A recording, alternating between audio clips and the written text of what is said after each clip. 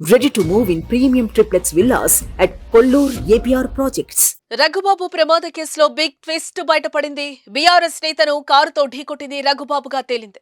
రఘుబాబే స్వయంగా కారు నడిపి ప్రమాదం చేసినట్టుగా పోలీసులు తేల్చారు. ఈ మేరకు ఎఫ్ఐఆర్లో రఘుబాబుని నిందితుడిగా పేర్కొన్నారు. ప్రమాద సమయంలో సుమారు 120 కిలోమీటర్ల వేగంతో కారు నడుపుతున్నట్లుగా తెలుస్తోంది. ఆయన మద్యం మత్తులో ఉన్నాడా లేదా అనే కోణంలో కూడా పోలీసులు దర్యాప్తు చేస్తున్నారు.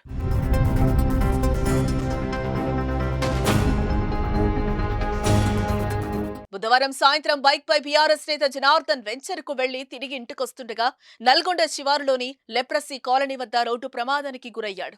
హైదరాబాద్ నుంచి మిర్యాలగూడ వైపు వెళుతున్న Raghubabu BMW car Janardhan bike ను ఢీకొట్టింది. ఈ ఘటనలో జనార్దన్ గాల్లోకి ఎగిరి కారు బ్యానెట్ పై పడ్డాడు. ఈ ప్రమాదంలో ఆయన అక్కడికక్కడే మృతి చెందాడు.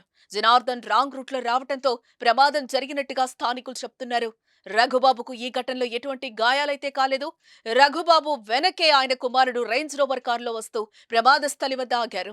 ఆ రేంజ్ రోవర్ లోనే రఘుబాబును పోలీసులు ఎక్కించి స్టేషన్ కు తీసుకెళ్లారు. అయితే మొదట రఘుబాబు డ్రైవర్ కారు నడిపినట్లుగా ప్రచారం జరిగింది. కానీ ప్రమాద సమయంలో రఘుబాబే కారు నడిపినట్లుగా తెలుస్తోంది. ప్రమాదం తర్వాత ఆయన భయపడినట్టుగా వైరల్ అయిన వీడియో ద్వారా తెలుస్తోంది.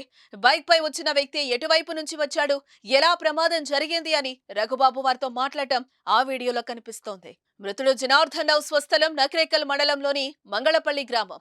జనార్దన్ రావుకు భార్య, కుమార్తె, కుమారుడున్నారు. జనార్దన్ రావు తెలుగుదేశం ఆవిర్భావం నుంచి ఆ పార్టీలో చురుకైన నేతగానే కొనసాగారు. ఆ తర్వాత జరిగిన రాజకీయ పరిణామాలతో బీఆర్ఎస్ లో చేరారు. గత మున్సిపల్ ఎన్నికల్లో శ్రీనగర్ కాలనీ నుంచి పోటీ చేసి ఓటమి చెందారు. ప్రస్తుతం నల్గొండ పట్టణ ప్రధాన కార్యదర్శిగా కొనసాగుతున్నారు.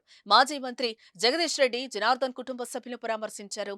స్వయంగా పోలీస్ స్టేషన్ కు వెళ్లి ఘటనపై ఆరా తీస్తున్నారు.